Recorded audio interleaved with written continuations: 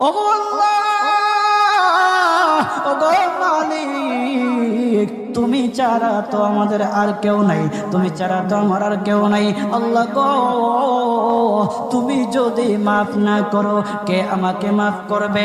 তুমি যদি মাফ না করো কে আমাকে মাফ করবে? তুমি যদি আমাকে মাফ করো তাহলে তোমার কোনো দিকে কমবে না, তুমি যদি আমাকে মাফ না করো তোমার কোনো দিকে বাড়বে না।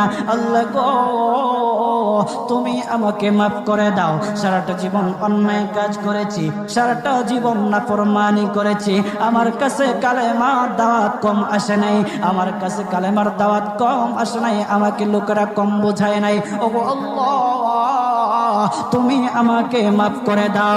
মাফ না করলে কোথায় যাব, কার কাছে যাব? বাবা যখন মারে তখন মার কাছে আশ্রয় নেওয়া যায়, মা যখন প্রহার করে তখন বাবার